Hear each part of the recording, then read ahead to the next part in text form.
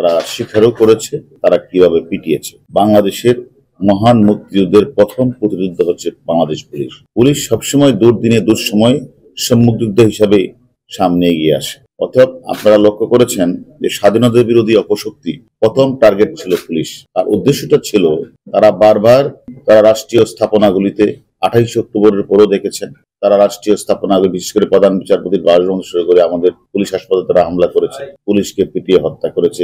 তারপরে আবার এবারও দেখছেন কোমলমতি ছাত্রদের কোঠা বিরোধী আন্দোলনকে ঘিরে এই সকল অপশক্তি জামাত বিরোধী বিএনপি চক্র তারা ওই শনির আখড়া রায়েরবাগ এলাকায় গিয়ে তারা আমাদের পুলিশ সদস্যদের যেখানেই পেয়েছে সেখানেই পিটিয়েছে এবং তারা ঘোষণা করেছে পুলিশকে মারতে পারলে 10,000, অর্থাৎ তাকে যদি বাড়ি দিতে পারে আর মারলে তাদের কি ছিল সেটা আমরা এখনো পাইনি তথ্যটা। তারা এইভাবে তারা যেখানে বাড়ি বাড়ি তল্লাশি করেছে, অর্থাৎ তাদের উদ্দেশ্য ছিল পুলিশকে ডিমোরালাইজ করা।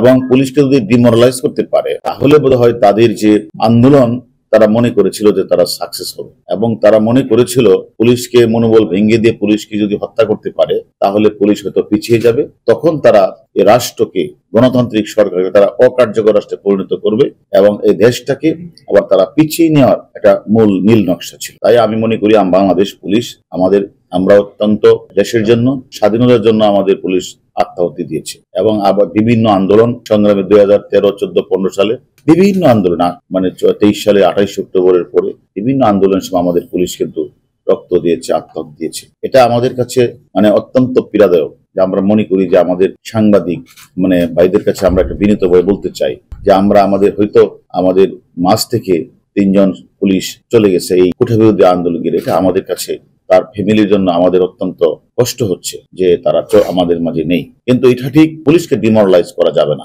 যতই তারা পুলিশের উপরে আক্রমণ করুক, পুলিশকে হত্যা করুক, পুলিশকে মারার জন্য পুরস্কার ঘোষণা করুক, এতে পুলিশের মনোবল মুঠেও ভাঙবে না। আমাদের 2 লক্ষের পুলিশ বাহিনী রয়েছে।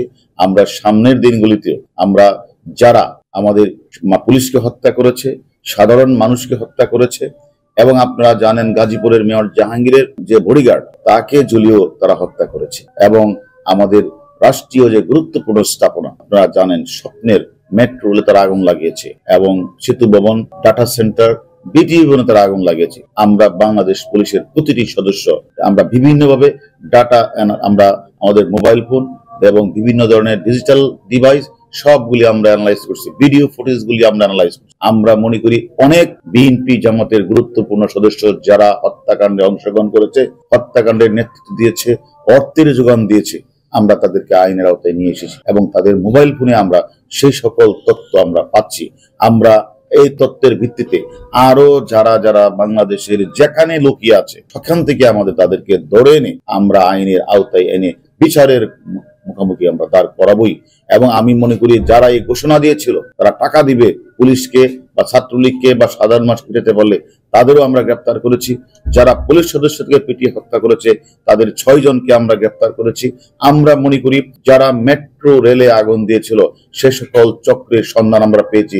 আমরা তাদেরকে শীঘ্রই তাদেরকে গ্রেপ্তার করে আমরা তাদের মুখোমুখি করব, আইনের আওতায় আমরা নিয়ে আসবো। আমরা মনে করি যারা মনে করেছিল যে ঢাকা শহরে অস্থিতিশীল পরিবেশ সৃষ্টি করে বিভিন্ন স্থাপনাগুলিকে ভাঙচুর করে তারা এখান থেকে পালিয়ে যাবে, বাংলাদেশ পুলিশ কিছুই করতে পারবে না, আমি তাদের উদ্দেশ্যে বলতে চাই যে আমরা 28 অক্টোবরও দেখেছেন যারা এই হত্যাকাণ্ডে অংশগ্রহণ করেছিল তাদের কিন্তু আমরা আইনের আওতায় নিয়ে এসেছি। যারা রাষ্ট্রীয় স্থাপনা থেকে শুরু করে সরকারি বেসরকারি আগুন দিয়েছে, জ্বালাও পোড়া করেছে এবং সরকারি অনেক সদস্যকে তারা আহত করেছে এবং বিভিন্ন জায়গাগুলিতে তারা আগুন লাগিয়েছে, প্রত্যেককে কিন্তু আমরা আইনের আওতায় নিয়ে এসেছি।